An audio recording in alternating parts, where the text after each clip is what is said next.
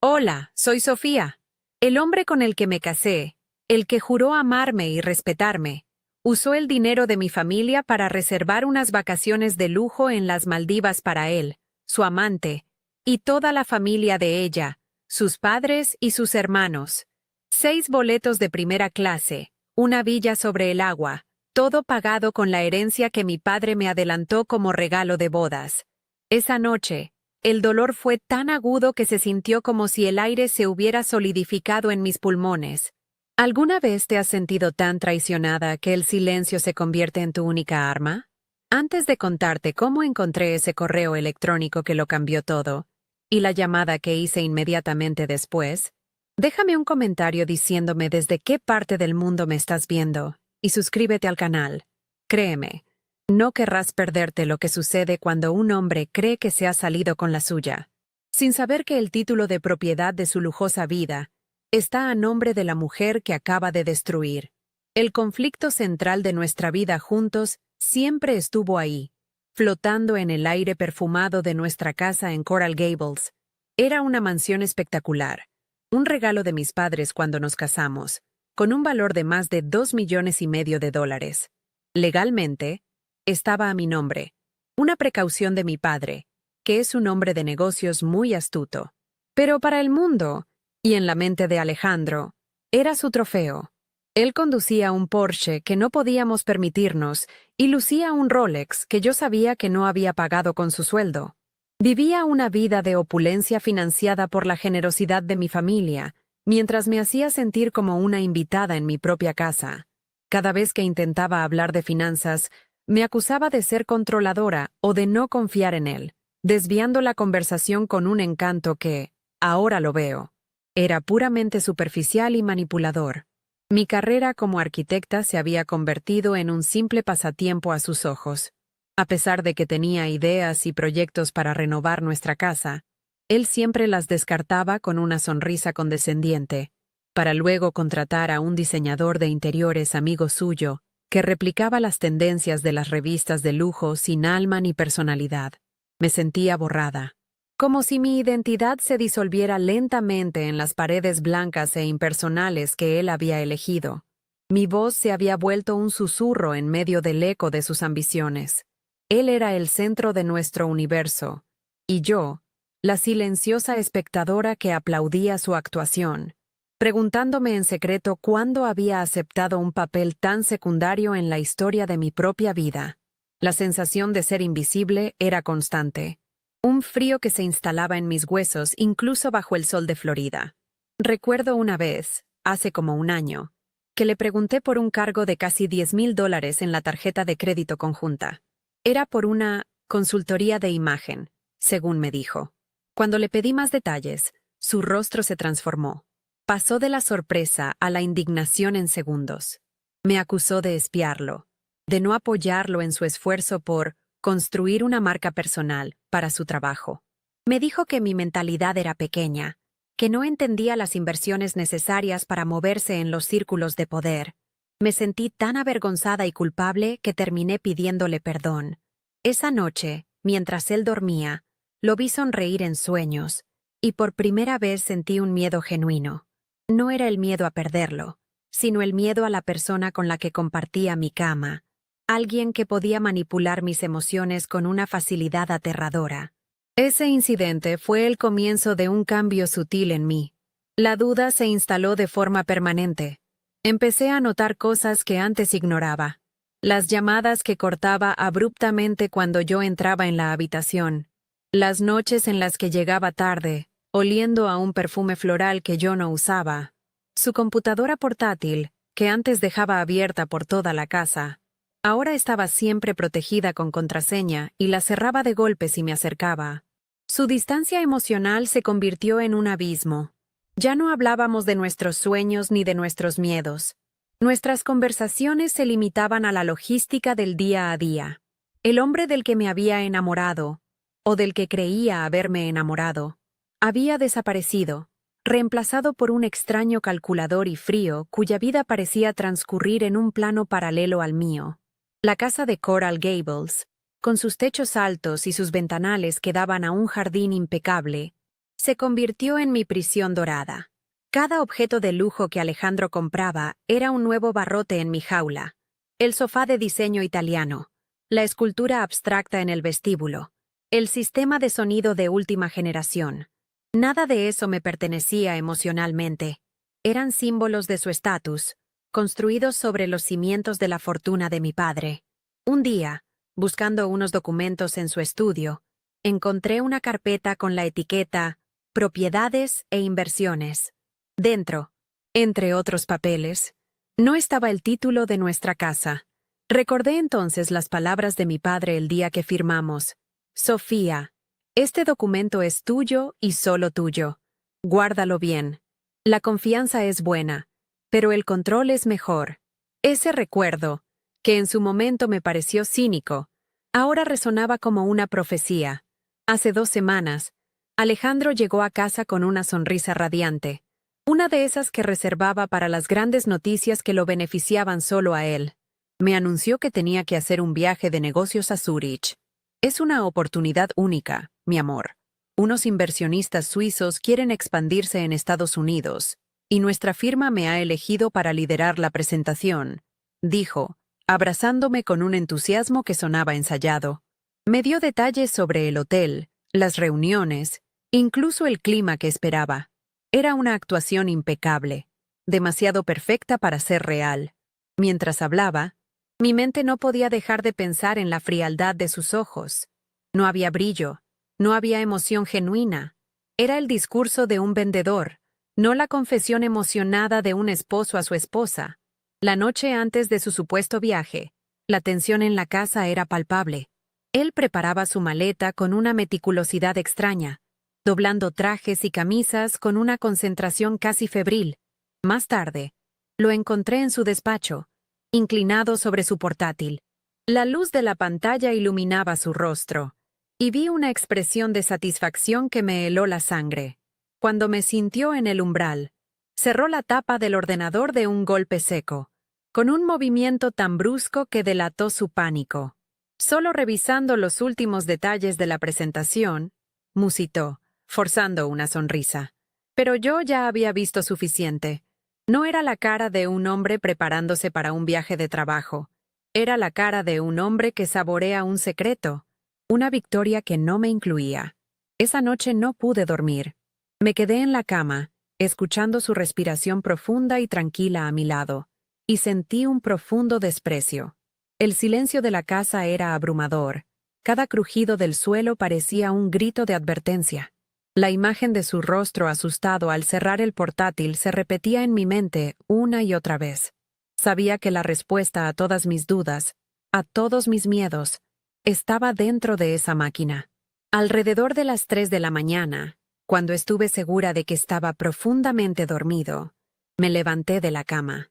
Mis pies descalzos no hacían ruido sobre el frío mármol del pasillo. Caminé hacia su despacho, mi corazón latiendo con una fuerza que resonaba en mis oídos. La puerta estaba entreabierta, y la computadora portátil seguía sobre el escritorio, como una caja de Pandora esperando ser abierta. La sensación del mármol helado bajo mis pies fue la primera cosa real que sentí en horas. Cada paso hacia su despacho era deliberado, un acto de rebelión contra la mujer sumisa en la que me había convertido. El aire en la habitación estaba cargado con el zumbido silencioso de la electrónica, una energía que contrastaba con el silencio mortal de la casa. Me detuve frente al escritorio de caoba, una pieza ostentosa que él había insistido en comprar, y miré la computadora portátil cerrada. Era más que un objeto. Era el guardián de sus secretos. La frontera final entre la dolorosa ignorancia y una verdad que sospechaba sería devastadora. Mi mano temblaba ligeramente mientras la levantaba para abrir la tapa, no por miedo a él, sino por miedo a la persona que sería yo después de descubrir lo que había dentro. Era un punto de no retorno, y una parte de mí lo anhelaba desesperadamente. Al levantar la pantalla, la computadora se despertó de su letargo, pidiendo una contraseña. Por un momento, sentí una oleada de frustración. Era una barrera más, un último cerrojo en su vida secreta. Pero entonces, recordé su arrogancia, su ego desmedido. No usaría algo complejo o sentimental. Usaría algo que representara su ambición, su estatus. Mis dedos se movieron casi por instinto, tecleando el modelo de su preciado Porsche, seguido del año en que lo compró. Porsche 911 GT3. Presioné Enter sin respirar, y la pantalla de inicio apareció, brillante y ordenada. Una pequeña victoria que se sintió amarga. Había entrado, no porque fuera inteligente, sino porque él era dolorosamente predecible. Su ego era tan frágil y transparente como el cristal. Ese fue su primer error, y me dio la primera pizca de poder que había sentido en mucho tiempo. El escritorio de su computadora estaba impecablemente organizado, con carpetas etiquetadas para trabajo, finanzas, grammar, inversiones. Nada fuera de lugar. Mi corazón se hundió un poco. Quizás estaba equivocada. Quizás todo era producto de mi paranoia, como él siempre sugería. Me sentí como una intrusa, una esposa desconfiada que violaba la privacidad de un hombre inocente. Por un instante, estuve a punto de cerrar la computadora y volver a la cama, a mi rol de espectadora silenciosa. Pero entonces, vi el icono del programa de correo. Era la puerta más directa a su mundo interior, a sus comunicaciones, a la verdad. Con un nudo de hielo formándose en mi estómago, hice doble clic. La decisión estaba tomada. Ya no había vuelta atrás. Prefería una verdad horrible a una vida de dudas y sospechas. La bandeja de entrada se cargó, revelando una larga lista de correos electrónicos. La mayoría eran de trabajo, informes, actualizaciones de mercado, mensajes de su jefe. Nada que pareciera sospechoso a primera vista. Revisé los mensajes de las últimas semanas, buscando un nombre, una palabra clave, cualquier cosa que pudiera validar mis temores. No había nada. La frustración comenzó a mezclarse con la vergüenza. ¿Y si él tenía razón? ¿Y si yo era la del problema, la que estaba creando fantasmas donde no lo sabía? La duda es un veneno lento, y él había pasado años administrándome pequeñas dosis diarias. Estaba a punto de rendirme, de aceptar mi supuesta locura, cuando mi mirada se posó en una carpeta en el panel izquierdo, una que no era estándar. Estaba etiquetada simplemente como proyectos personales. Mi pulso se aceleró de nuevo. Proyectos personales. Un nombre tan vago, tan deliberadamente anodino. Era el escondite perfecto. Hice clic en la carpeta, y dentro solo había un puñado de correos. Uno de ellos me llamó la atención de inmediato. El remitente era una agencia de viajes de ultralujo, de esas que solo anuncian en revistas exclusivas.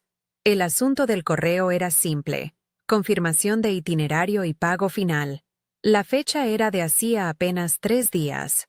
Sentí que el aire se escapaba de mis pulmones. Esto no era Zúrich.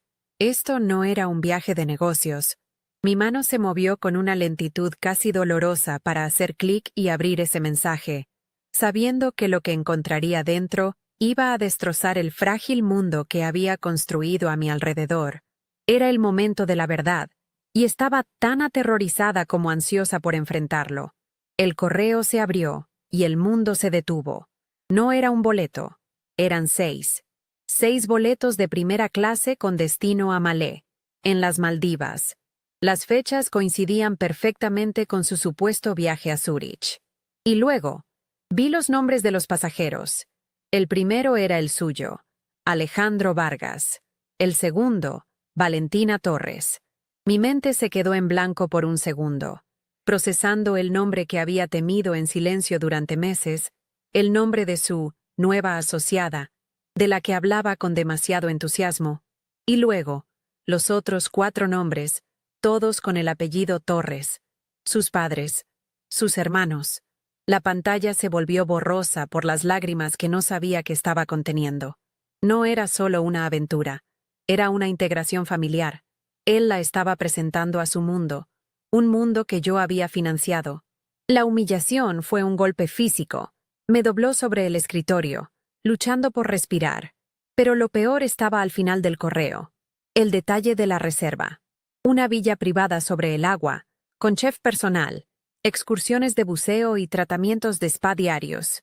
Y al final, El costo total, una cifra con tantos ceros que me mareó. Era casi exactamente la cantidad de dinero que mi padre me había transferido hacía unos meses, un adelanto de mi herencia, como nuestro regalo de bodas oficial, para que invirtiéramos en nuestro futuro. Mi futuro. Nuestro futuro. Él había tomado el legado de mi familia, el dinero destinado a construir una vida juntos, y lo había usado para financiar unas vacaciones de ensueño para su amante y toda su familia. El dolor era tan agudo que se sentía como un cuchillo real girando en mis entrañas. Cada detalle de la reserva era una nueva tortura. Había una nota especial en la sección de solicitudes.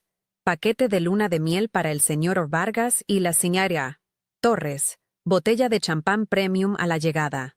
Luna de miel. La palabra resonó en el silencio de la habitación. Una burla cruel a nuestros propios votos, a nuestra propia historia. Pensé en todas las veces que le había sugerido que hiciéramos un viaje así, solo los dos, y él siempre tenía una excusa: el trabajo, los gastos, la falta de tiempo. El próximo año, mi amor, te lo prometo, decía con esa sonrisa encantadora que ahora me parecía una máscara grotesca. No era falta de tiempo ni de dinero, era falta de deseo. Su deseo, sus sueños y sus promesas ya no me incluían. Estaban reservados para ella. Me quedé mirando la pantalla, releyendo los nombres, los detalles, el costo, una y otra vez, como si al hacerlo pudiera cambiar la realidad. Pero la verdad estaba ahí, en píxeles blancos y negros, innegable y brutal. La mujer invisible, la esposa trofeo, la arquitecta de pasatiempo, acababa de descubrir la escala real de su irrelevancia. Él no solo me estaba engañando, me estaba borrando. Estaba reemplazando mi vida, mi familia y mi futuro con los de ella, usando mis propios recursos para hacerlo. La traición era tan completa, tan metódicamente planeada, que trascendía la infidelidad. Era un acto de aniquilación personal. Quería que yo no existiera, y estaba construyendo activamente un mundo donde yo, efectivamente, ya no tenía lugar. Y entonces, en medio del dolor más profundo que jamás había sentido, algo cambió. Una ola de frío helado recorrió mi cuerpo, apagando las llamas de la desesperación y dejando en su lugar una claridad cortante. La imagen de mi padre apareció en mi mente, el día que firmamos los papeles de la casa. Recuerdo su voz, firme y seria, mientras me entregaba la carpeta con el título de propiedad. Sofía, este documento es tuyo y solo tuyo. Guárdalo bien. La confianza es buena, pero el control es mejor. En ese momento, sus palabras me parecieron cínicas, un vestigio de su mentalidad de hombre de negocios. Ahora, se sentían como una profecía, como un salvavidas lanzado a través del tiempo. Esta casa, el escenario de su gran actuación, el símbolo de su estatus robado, era mía. Legalmente, irrevocablemente mía. Cerré la computadora portátil con un movimiento suave y silencioso. El pánico y el dolor habían desaparecido, reemplazados por una calma gélida, una determinación de acero que no sabía que poseía. Saqué mi teléfono, abrí la cámara y tomé una foto nítida de la pantalla con la confirmación de la reserva. No para confrontarlo, no para llorar ni gritar. Era evidencia, la primera pieza de mi nuevo plan. Caminé de regreso a nuestra habitación, mis pasos ahora firmes y sin vacilación. Me detuve en el umbral y lo miré dormir, ajeno a todo, con una sonrisa leve en sus labios, probablemente soñando con sus vacaciones en el paraíso. Y por primera vez, al mirarlo, no sentí amor, ni tristeza, ni siquiera rabia. No sentí absolutamente nada. Era solo un extraño, un problema que estaba a punto de resolver. A la mañana siguiente, me desperté antes que él. Me moví por la casa con una ligereza que no sentía, preparando su café exactamente como le gustaba, con una pizca de canela. Le planché la camisa para su viaje, asegurándome de que el cuello estuviera perfecto.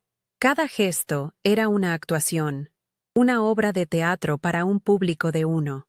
Cuando finalmente bajó, vestido con un traje caro que probablemente pagué yo, me sonrió y me dio un beso superficial en la mejilla. Gracias, mi amor, eres la mejor, dijo, su voz llena de esa falsa calidez que ahora me resultaba repulsiva. Yo le devolví la sonrisa, una máscara de serenidad que ocultaba el desierto de hielo que se había formado en mi interior. Estaba despidiendo a un fantasma, a un hombre que para mí ya había dejado de existir. La normalidad de la escena era lo más surrealista de todo. Mientras él terminaba de empacar, me encerré en el baño de invitados, el único lugar donde sentía que podía respirar sin que el aire estuviera contaminado por sus mentiras. Saqué mi teléfono y marqué el número de mi padre. Contestó al segundo tono, su voz siempre calmada y directa. No lloré, no me quejé. Con una voz firme y desprovista de emoción, le conté todo. El correo electrónico, los 6 boletos a las Maldivas, el nombre de Valentina, el uso del dinero de la herencia. Hubo un largo silencio al otro lado de la línea, un silencio que no era de sorpresa, sino de procesamiento. Lo siento mucho, Sofía, dijo finalmente. Y luego, sin perder un segundo, añadió, escúchame con atención, no hagas nada, no lo confrontes, deja que se vaya de viaje. Ya te he enviado 2 contactos, el mejor abogado de divorcios de Miami y el agente inmobiliario más discreto de Florida. Llámales en cuanto su avión despegue. Colgué el teléfono sintiendo una extraña sensación de alivio. Mi padre no me había tratado como a una niña herida. Me había tratado como a una socia, como a una igual. Su reacción pragmática validó mi propia resolución. La tristeza no tenía cabida en esta ecuación. Esto era ahora una operación estratégica. Volví a la sala justo cuando Alejandro arrastraba su maleta hacia la puerta. Me abrazó, un abrazo vacío que no sentí. Te llamaré cuando aterrice en Zúrich, mi amor. Te extrañaré mucho, susurró cerca de mi oído. Asentí, interpretando mi papel hasta el final. Lo vi subir a su Porsche, el coche arrancando con un rugido que siempre le había parecido un símbolo de poder. Mientras se alejaba por la calle bordeada de palmeras, no sentí una punzada de dolor. Sentí el clic de una cerradura abriéndose. La puerta de mi jaula dorada acababa de abrirse de par en par. Una hora más tarde, mientras estaba sentada en el silencio de la cocina, mi teléfono vibró sobre la encimera de mármol. Era un mensaje de Alejandro. Esperaba algo como, ya en el aeropuerto. Te quiero. Pero lo que leí me dejó sin aliento, no por amor, sino por la pura y descarada arrogancia que contenía.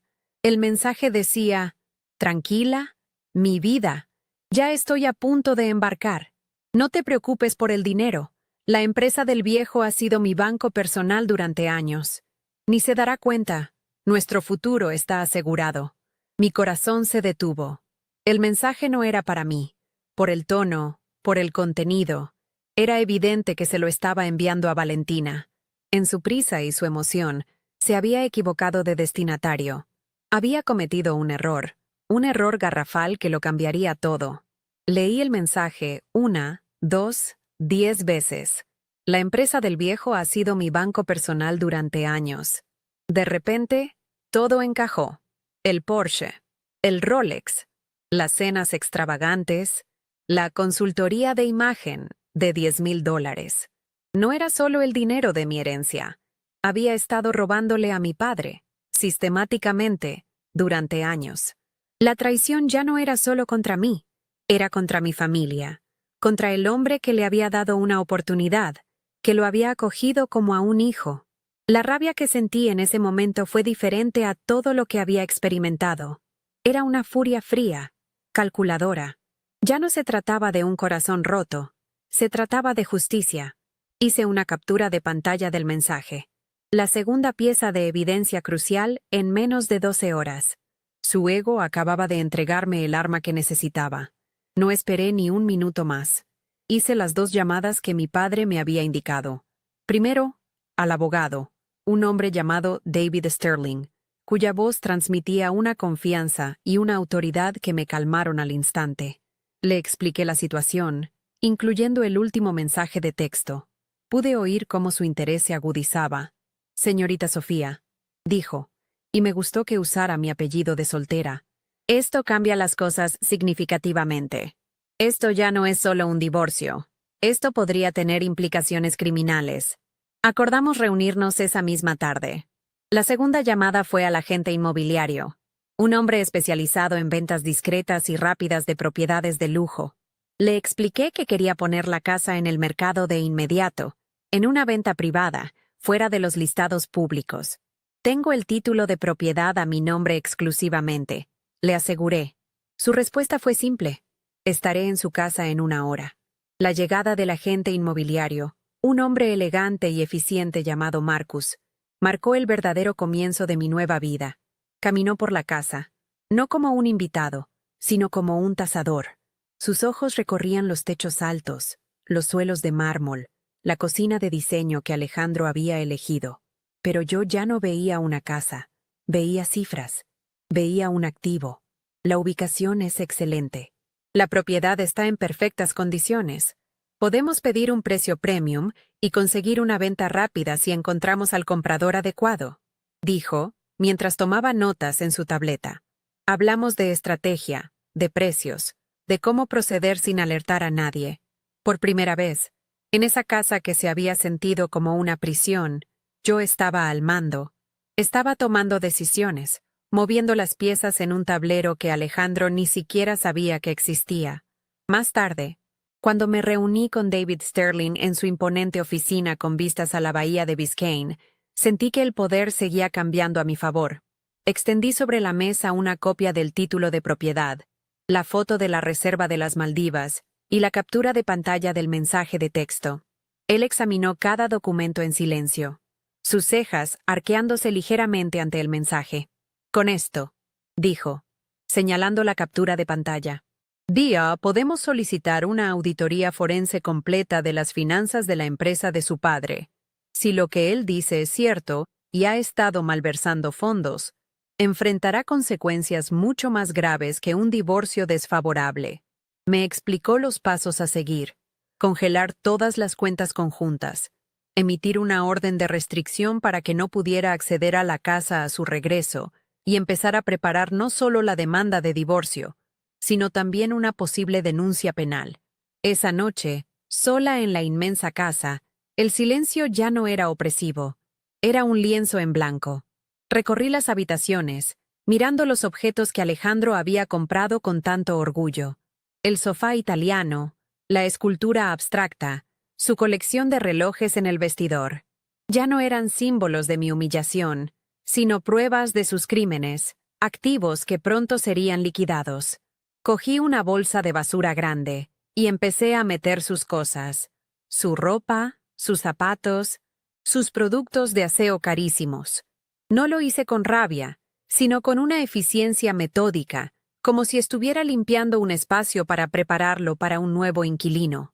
Cada objeto que guardaba en la bolsa era un pedazo de mi antigua vida del que me estaba deshaciendo, un lastre que estaba soltando para poder empezar a flotar de nuevo. Cuando terminé de limpiar su lado del vestidor, me detuve frente al espejo. La mujer que me devolvía la mirada era diferente a la de la mañana anterior. Sus ojos ya no estaban llenos de una tristeza confusa, sino de una claridad implacable. Había una dureza en su mandíbula que no reconocía, una determinación en su postura que había estado latente durante años. Alejandro pensaba que estaba volando hacia el paraíso, hacia el comienzo de su nueva vida perfecta, financiada por su engaño y sus robos. No tenía ni idea de que, en realidad, estaba volando directamente hacia su propia destrucción. Y yo, la esposa silenciosa y complaciente que había dejado atrás, era la arquitecta de esa destrucción. Él me había borrado de su futuro, y ahora yo me aseguraría de que no tuviera ninguno. Los días que siguieron a su partida se sintieron extrañamente productivos, como si el aire de la casa, antes denso y sofocante, se hubiera vuelto ligero y respirable. Marcus, el agente inmobiliario, fue la encarnación de la eficiencia. En menos de 48 horas, organizó una visita privada para un comprador potencial, un inversor europeo que buscaba una propiedad en Coral Gables para su familia. No hubo carteles de «se vende» en el jardín, ni listados públicos. Todo se manejó con una discreción quirúrgica. Mientras Marcus mostraba la casa, Yo me senté en el patio trasero, mirando la piscina que rara vez usaba, y me sentí como una espectadora en la demolición controlada de mi propia vida. No había nostalgia, solo una fría sensación de propósito, como si estuviera cerrando un negocio que nunca debió haberse abierto. Al día siguiente, me reuní con los auditores forenses que mi padre había contratado. Eran 2 hombres de aspecto serio, con trajes grises y maletines llenos de lo que imaginaba eran herramientas para desenterrar secretos financieros. Nos sentamos en la oficina de mi abogado, y me explicaron el proceso. Analizarían cada transacción, cada factura, cada movimiento en las cuentas de la empresa de mi padre, a las que Alejandro había tenido acceso. Les entregué la captura de pantalla del mensaje de texto, el arma humeante. Uno de ellos la miró, luego a mí, y asintió lentamente. Esto nos da un punto de partida muy claro, dijo, su voz desprovista de emoción. Si ha habido un patrón de malversación, lo encontraremos. Sentí que estaba poniendo en marcha una maquinaria inmensa e impersonal, una trituradora de mentiras que reduciría el mundo de Alejandro a polvo. La oferta por la casa llegó esa misma tarde. Era sólida, generosa, y pedía un cierre rápido. Marcus me llamó, su voz profesional pero con un toque de excitación. Es una oferta excelente, Sofía, sin contingencias. El comprador quiere cerrar en 2 semanas. No lo dudé ni un segundo. Acepto, le dije. El proceso se puso en marcha a una velocidad vertiginosa. Firmé documentos, autorizaciones, contratos.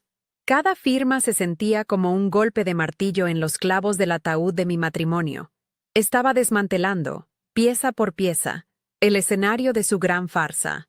La casa de Coral Gables, el trofeo que él exhibía con tanto orgullo, se estaba disolviendo en una serie de transacciones bancarias y documentos legales, todo bajo mi control absoluto. La sensación de poder era embriagadora, no porque fuera vengativa, sino porque era justa. En medio de todo este torbellino, mi teléfono sonó una noche. Era Alejandro, llamando desde un número internacional. Su voz sonaba eufórica, lejana. Mi amor, ¿cómo estás? Perdona que no haya llamado antes. Las negociaciones en Zúrich han sido una locura, pero creo que estamos a punto de cerrar el trato. Escuché el sonido de las olas de fondo y la risa de una mujer. Apenas perceptible, probablemente Valentina. Me obligué a mantener la voz suave, interpretando el papel de la esposa devota. Qué bien, cariño. Estoy muy orgullosa de ti. No te preocupes por nada aquí. Todo está en orden. Hablamos unos minutos más, una conversación vacía llena de sus mentiras y mi silencio calculado. Cuando colgamos, no sentí nada más que un profundo desprecio. Él estaba en su paraíso de tontos, completamente ajeno a que su mundo entero estaba a punto de implosionar. Comencé a empacar mi propia vida, no la suya. Ignoré sus trajes y sus relojes, dejándolos como reliquias de un museo abandonado. Me concentré en mis libros de arquitectura, mis bocetos, la ropa que realmente me gustaba usar. En el fondo de un armario encontré una caja con fotos de nuestra boda. Las miré por un momento. Nuestras sonrisas jóvenes, la promesa en nuestros ojos.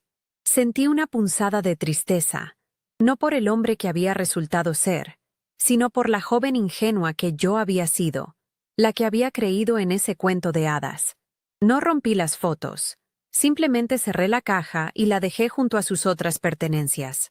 Era parte de una historia que había terminado, un capítulo que necesitaba ser cerrado para poder empezar a escribir el siguiente. Era un adiós silencioso a la mujer que solía ser. El día que se cerró la venta de la casa, una suma de dinero que apenas podía comprender apareció en mi cuenta bancaria. Miré los números en la pantalla de mi teléfono, no con la emoción de la riqueza, sino con el peso de la responsabilidad. Este dinero no era un premio, era una herramienta. Mi primera acción fue hacer una transferencia para cubrir el costo total de la auditoría forense. Era una inversión en la verdad. El resto, lo puse en una cuenta segura, un fondo para mi nueva vida. Alejandro creía que la riqueza era para exhibirla, para comprar estatus y admiración. Yo estaba aprendiendo que el verdadero poder del dinero residía en su capacidad para comprar libertad, para construir un futuro sobre cimientos sólidos y honestos, no sobre la arena movediza de la apariencia. Mi elección de Barcelona no fue al azar. Había pasado un semestre allí durante la universidad y me había enamorado de la ciudad, de su arquitectura vibrante, de su energía creativa. Era un lugar donde podía ser Sofía, la arquitecta, no la señora, de Vargas. Empecé a buscar apartamentos en línea, pequeños estudios luminosos en el barrio de Gracia o el Born, lugares con alma e historia. Hice una lista de estudios de arquitectura a los que admiraba y empecé a pulir mi portafolio. Por primera vez en años, sentía una chispa de pasión por mi profesión, una emoción por crear algo mío, desde cero. No estaba huyendo de mi vida en Miami, estaba corriendo hacia la vida que siempre había querido, una que había sido eclipsada por la sombra de Alejandro. Una semana antes de la fecha de regreso de Alejandro, recibí una llamada de David Sterling. Sofía, los auditores nos han dado un informe preliminar. Es peor de lo que pensábamos. Su voz era grave. No se trata solo de gastos personales. Hemos encontrado evidencia de una red de facturas falsas, pagos a empresas fantasma que se remontan a más de 3 años. La cantidad es sustancial. Estamos hablando de un fraude a gran escala. El nudo en mi estómago se apretó. La traición era más profunda, más calculada de lo que jamás hubiera imaginado. Él no solo me había estado usando a mí, había estado desangrando sistemáticamente la empresa de mi padre, el hombre que le había dado todo. La justicia ya no era una opción, era una necesidad. El día de mi partida, la casa estaba completamente vacía. El eco de mis pasos sobre el mármol era el único sonido. Dejé una sola caja en el vestíbulo con las pertenencias personales de Alejandro que no había tirado, junto con una carta de mi abogado informándole del divorcio y de que ya no tenía derecho a entrar en la propiedad. Luego, cerré la puerta principal por última vez y no miré atrás. Esa noche, desde una habitación de hotel cerca del aeropuerto, imaginé su llegada. Su Porsche deteniéndose frente a la casa que ya no era suya. Su llave no funcionando en la cerradura. Su confusión convirtiéndose en pánico al ver el interior vacío a través de las ventanas. La caída de un rey en su castillo vacío. Era el comienzo de su final. Ya instalada en un apartamento temporal en Barcelona, con el sol del Mediterráneo entrando por la ventana, recibí el correo electrónico final de mi abogado. El informe de la auditoría estaba completo y era irrefutable. Tenían pruebas documentales de cada transacción fraudulenta, cada dólar robado. Tenemos un caso penal sólido como una roca, escribió David, pero para asegurar una condena rápida y evitar un juicio largo, una confesión sería el golpe de gracia. Si él se pone en contacto contigo, y es probable que lo haga cuando descubra que el dinero se ha ido, tienes que estar preparada.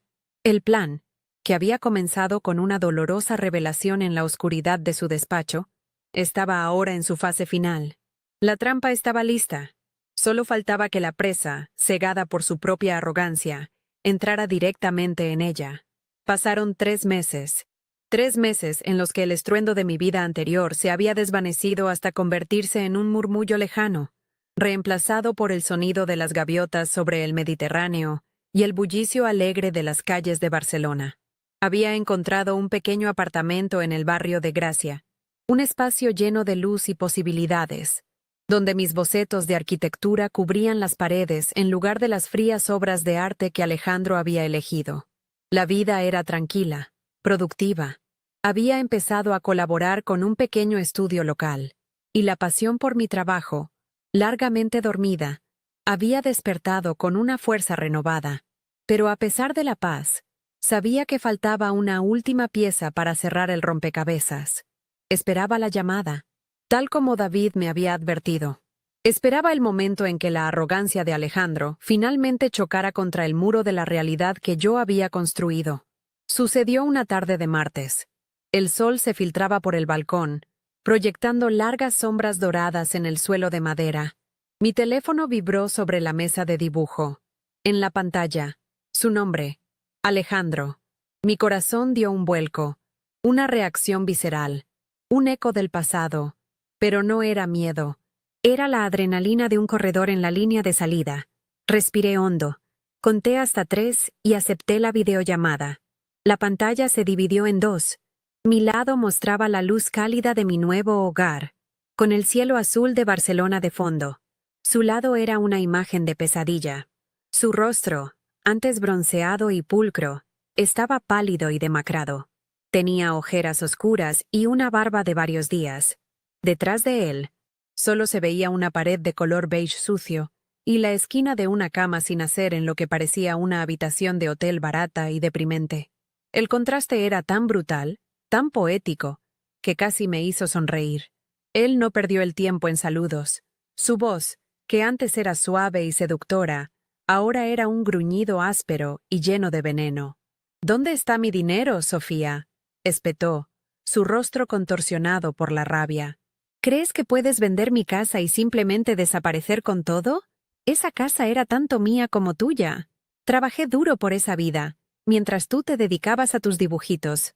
Exijo mi mitad. Me lo debes.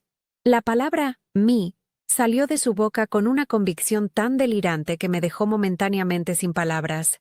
No había ni una pizca de remordimiento, ni una sombra de culpa en sus ojos. Solo la furia de un rey destronado que todavía creía tener derecho a gobernar un reino que nunca le había pertenecido. Era la misma arrogancia que lo había llevado a su perdición, y ahora me la estaba sirviendo en bandeja de plata. Mantuve mi voz tan calmada como la superficie de un lago en un día sin viento. «Hola, Alejandro. Veo que estás bien», dije, dejando que la ironía flotara en el aire. «Creo que hay una confusión. La casa nunca fue tuya. El título de propiedad estaba, y siempre estuvo, exclusivamente a mi nombre. Fue un regalo de mi padre para mí. Legalmente, no tienes derecho a nada». Cada palabra era precisa. Un pequeño dardo de verdad legal que pinchaba su inflado sentido de derecho. Lo vi apretar la mandíbula. Sus nudillos se pusieron blancos mientras agarraba el teléfono. La verdad era un concepto que él había manipulado durante tanto tiempo que ya no podía reconocerla en su forma pura. Para él, la propiedad no se basaba en la ley, sino en la percepción, en la apariencia que había construido con tanto esmero. «No me importa lo que digan tus estúpidos papeles», gritó, su rostro acercándose tanto a la cámara que pude ver el sudor en su frente. «Esa casa era mi pago, ¿entiendes? Mi pago por aguantar a tu familia, por soportar a tu padre mirándome por encima del hombro durante años. La empresa de ese viejo fue mi banco personal, y me cobré cada humillación, cada sonrisa condescendiente, cada centavo que gasté, en el Porsche, en el Rolex, en todo, me lo gané. Y esa casa era la joya de la corona. Fue una confesión en toda regla, vomitada con la furia de un hombre que ha perdido el control, que ya no tiene nada que perder. O eso creía él. No se dio cuenta de que acababa de entregarme la llave de su propia celda. La arrogancia era su talón de Aquiles, y yo había apuntado mi flecha directamente allí.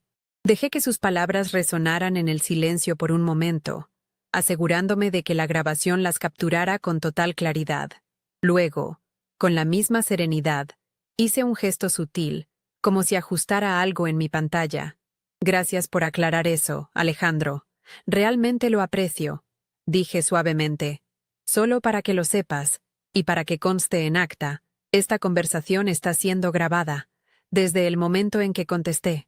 El cambio en su rostro fue instantáneo y dramático. La rabia se desvaneció, reemplazada por una ola de incredulidad, que rápidamente se transformó en un pánico helado.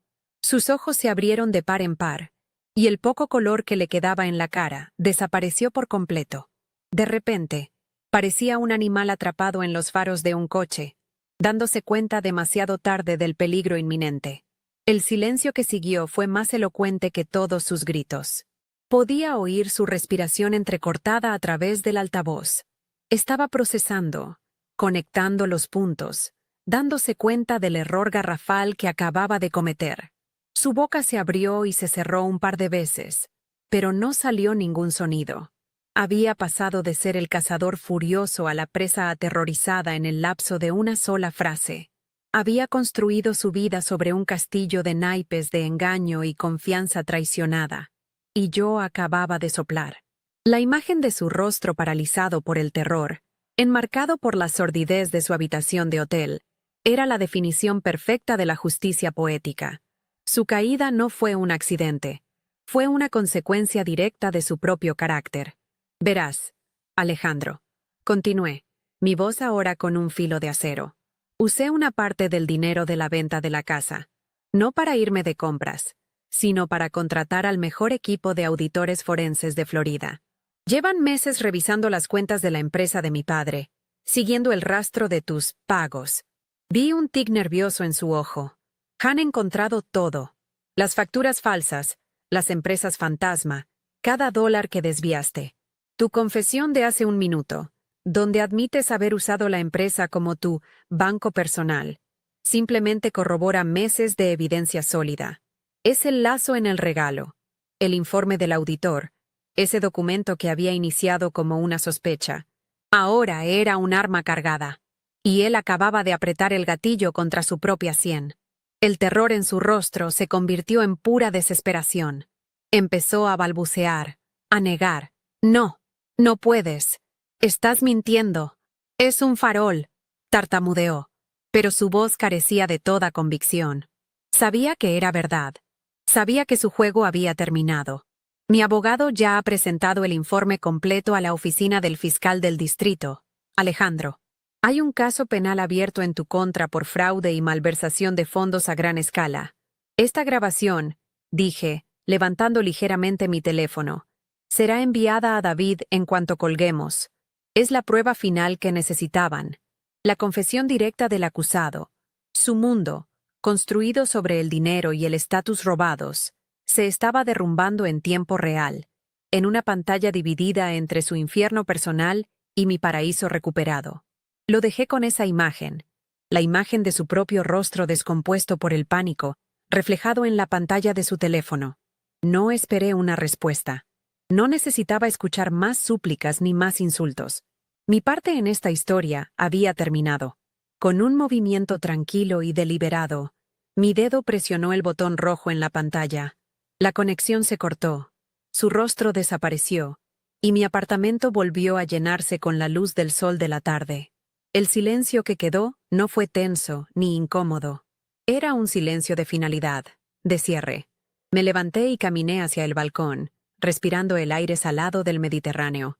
No sentí euforia ni un deseo de venganza satisfecho.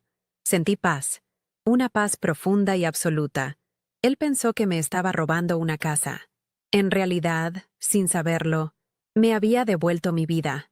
La videollamada había sido el punto final, la firma en el acta de defunción de mi vida anterior. Después de enviar el archivo de video a David, apagué mi teléfono y lo dejé en la mesa. Salí a caminar por las calles de Gracia, perdiéndome en el laberinto de plazas y callejones. Cada paso se sentía más ligero que el anterior. La carga que había llevado durante años, la sensación de ser invisible, la humillación silenciosa, todo se había disuelto en esa llamada. No había ganado una batalla, había reclamado mi soberanía. La justicia, en mi caso, no fue un acto de venganza ruidosa, sino la consecuencia lógica y silenciosa de sus propias acciones. Él había escrito su propio final. Yo simplemente me había asegurado de que tuviera que leerlo. Esa noche, por primera vez en mucho tiempo, dormí sin sueños, con la calma de quien finalmente ha llegado a casa. Las semanas que siguieron a esa llamada transcurrieron en una especie de calma productiva. Envié la grabación a David, quien me confirmó que era la pieza final que necesitaban. No hubo más comunicación por parte de Alejandro. Era como si, al cortar la llamada, hubiera cortado el último hilo que lo ataba a una realidad en la que aún tenía poder. Me concentré en mi trabajo, en explorar las calles de Barcelona, en amueblar mi pequeño apartamento no con objetos de lujo, sino con piezas que contaban una historia, que tenían alma. La noticia, cuando llegó, no fue a través de una llamada dramática, sino de un correo electrónico conciso de mi abogado. Sofía, te informo que el señor Vargas fue detenido esta mañana en el aeropuerto de Miami al intentar abandonar el país. Ha sido acusado formalmente de múltiples cargos de fraude y malversación. El proceso judicial ha comenzado. No sentí alegría, ni sed de venganza satisfecha. Sentí el peso de un capítulo que finalmente se cerraba. El sonido sordo de una puerta de acero cerrándose a mis espaldas. Era el final, real y definitivo. Unas semanas más tarde, David me informó sobre los detalles del acuerdo de divorcio. Con los cargos penales pesando sobre él y la abrumadora evidencia en su contra, Alejandro no tenía ninguna posición para negociar. Renunció a cualquier reclamación sobre nuestros bienes, que en realidad siempre fueron míos, a cambio de que mi testimonio sobre su infidelidad no se utilizara para agravar su situación mediática. Acepté. Mi objetivo nunca fue la humillación pública, sino la justicia silenciosa. Su confesión grabada y el informe del auditor eran más que suficientes. El divorcio se finalizó rápidamente, un trámite burocrático que disolvió legalmente una unión que emocionalmente había muerto hacía mucho tiempo. Firmé los papeles en el consulado español, sintiendo que cada trazo de la pluma era un paso más hacia mi propia tierra firme, lejos del naufragio que él había provocado. En cuanto a Valentina y su familia, desaparecieron tan rápido como habían aparecido en la vida de Alejandro. David me contó, a través de sus investigadores, que en cuanto se supo de su arresto y la congelación de sus cuentas, cortaron todo contacto. Los boletos a las Maldivas, que nunca llegaron a usar, se convirtieron en el símbolo de un sueño efímero construido sobre mentiras. Su lealtad, al parecer, estaba directamente vinculada al saldo de su cuenta bancaria. No me sorprendió. Eran parásitos atraídos por la luz de una riqueza que no era real. Su abandono fue, quizás, el golpe final para Alejandro, la prueba irrefutable de que todo en su vida, incluido el supuesto amor por el que había arriesgado todo, era una farsa. Se quedó solo, rodeado por los escombros de un imperio que nunca había sido suyo. Mi relación con mi padre, Carlos, se transformó por completo. La distancia que la manipulación de Alejandro había creado entre nosotros se desvaneció, reemplazada por un profundo respeto mutuo. Hablábamos por videollamada todas las semanas, no solo de los avances del caso, sino de mis proyectos de arquitectura, de mis planes para el futuro.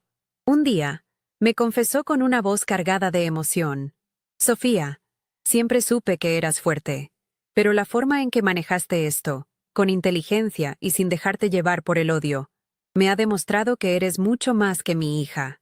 Eres mi socia. Esas palabras significaron más para mí que cualquier acuerdo financiero. Había recuperado no solo mi independencia, sino también la confianza y la admiración del hombre que me había enseñado el valor de la estrategia y la integridad. Nuestro vínculo, ahora forjado en la adversidad, era más sólido que nunca. Con el tiempo, las noticias sobre Alejandro se fueron espaciando. Su juicio resultó en una condena. Se declaró culpable de varios cargos para reducir su sentencia, pero aún así, enfrentó varios años de prisión y la obligación de restituir hasta el último centavo robado a la empresa de mi padre. El Porsche y el Rolex, junto con otros activos que había comprado con dinero malversado, fueron liquidados. Su nombre, que antes aparecía en las columnas sociales de Miami, ahora solo se mencionaba en las secciones judiciales. Su caída fue tan espectacular como su ascenso había sido fraudulento. Yo nunca busqué activamente noticias sobre él. La información me llegaba a través de mi padre, de forma escueta y factual. Para mí, Alejandro Vargas ya no era una persona, sino un caso cerrado, un archivo guardado en el pasado. Mi vida en Barcelona floreció. El pequeño estudio de arquitectura donde empecé a colaborar me ofreció un puesto a tiempo completo. Me dieron la libertad de diseñar, de proponer ideas, de liderar pequeños proyectos. Mi voz, que había sido silenciada durante tanto tiempo, volvía a tener eco en planos y maquetas. El dinero de la venta de la casa, después de pagar todos los gastos legales y de auditoría, lo invertí.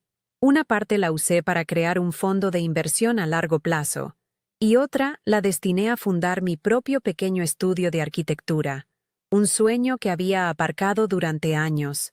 No era una mansión en Coral Gables, era algo mucho más valioso. Era mío, construido con mi trabajo, mi visión y mi recién recuperada confianza en mí misma. Un día, mientras tomaba un café en una terraza de la Plaza del Sol. Vi pasar un Porsche 911 GT3, idéntico al que solía conducir Alejandro. Por un instante, mi respiración se detuvo, pero no sentí dolor, ni rabia. Lo que sentí fue una extraña y profunda indiferencia. El coche, que una vez fue el símbolo del poder y la traición de Alejandro, ahora me parecía simplemente un trozo de metal caro y ruidoso. Me di cuenta de que su poder sobre mí se había extinguido por completo. Ya no podía herirme, ni siquiera a través de los recuerdos. Los símbolos de su estatus robado se habían convertido en objetos vacíos, despojados de todo significado emocional. Sonreí para mis adentros, di un sorbo a mi café y volví a mis bocetos. La verdadera riqueza no estaba en las cosas que poseías, sino en la libertad de ser quien realmente eras. La casa de Coral Gables fue vendida a una familia joven que, según me contó Marcus, llenó el jardín de risas y juguetes. A veces, cuando veía fotos de la zona en Internet, sentía una punzada de algo que no era nostalgia, sino gratitud. Esa casa, mi prisión dorada, había sido también el catalizador de mi liberación. Sus paredes blancas e impersonales habían sido el lienzo en blanco sobre el que pude ver con claridad la falsedad de mi vida. Venderla no fue solo una transacción financiera, fue un exorcismo. Fue la demolición controlada de un escenario para poder construir mi propia casa. Una casa hecha no de mármol y cristal, sino de autenticidad, paz y propósito. Un hogar verdadero, aquí, en Barcelona, a miles de kilómetros de distancia. Hoy, mi vida no es un cuento de hadas con un final feliz. Es algo mucho mejor. Es real. Hay días buenos y días malos. Hay desafíos en el trabajo y momentos de soledad. Pero cada decisión es mía. Cada éxito y cada fracaso me pertenecen. Ya no soy una espectadora en la historia de otro. Soy la arquitecta de mi propia existencia. A menudo, por la noche, salgo al balcón de mi apartamento y miro las luces de la ciudad extendiéndose hasta el mar oscuro. En ese silencio, a veces recuerdo la frase que se convirtió en mi mantra silencioso durante todo este proceso. Alejandro pensó que me estaba robando una casa, un futuro, una vida. No se dio cuenta de que, con su traición, lo único que hizo fue obligarme a construir la mía, y por eso, de una manera extraña y retorcida, siempre le estaré agradecida. Me devolvió mi vida. Lo que viví me enseñó la lección más dura y, a la vez, más liberadora de mi vida. A veces, las traiciones más profundas no son un punto final, sino un violento punto de partida. Durante años, permití que mi identidad se disolviera en la sombra de otra persona, aceptando un papel secundario en mi propia historia. Creía que el amor significaba ceder, callar y confiar ciegamente, sin darme cuenta de que me estaba borrando a mí misma en el proceso. La humillación que sentí esa noche, al ver esos boletos de avión, fue el despertador más brutal que pude haber recibido. Me obligó a confrontar una verdad incómoda. El hogar que creía estar construyendo era solo una jaula dorada, y yo misma había ayudado a forjar los barrotes. La frase que se convirtió en mi lema lo resume todo. Él pensó que me estaba robando una casa, pero en realidad, me estaba devolviendo la vida. Aprendí que la verdadera fuerza no siempre grita. A menudo, es un susurro silencioso en la oscuridad, una decisión tomada en la soledad de una noche de insomnio. No se trata de confrontaciones explosivas ni de venganzas dramáticas. Se trata de la calma metódica con la que tomas una foto como evidencia, la firmeza en tu voz cuando haces una llamada pidiendo ayuda, y la determinación silenciosa con la que empacas una caja. La fuerza es la arquitectura de la propia salvación, un plan que se traza en secreto mientras el mundo cree que sigues dormida. Es elegir la estrategia sobre el drama, la justicia sobre la revancha. Es entender que la batalla más importante no se gana en el campo de batalla de una discusión, sino en el silencioso despacho de tu propia mente, donde decides, de una vez por todas, que tu valor no es negociable. También comprendí la gran mentira del estatus y la riqueza material. Alejandro construyó un imperio de apariencias sobre cimientos de fraude y engaño. Su Porsche, su Rolex, la casa en Coral Gables, eran símbolos vacíos, accesorios de un personaje que interpretaba. Para él, el valor estaba en lo que el mundo veía. Para mí, el valor ahora reside en lo que no se ve. La paz mental, la libertad de ser auténtica, la pasión por mi trabajo.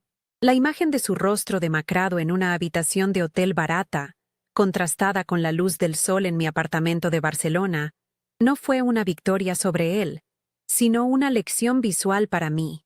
La verdadera riqueza no es lo que acumulas, sino la libertad que construyes.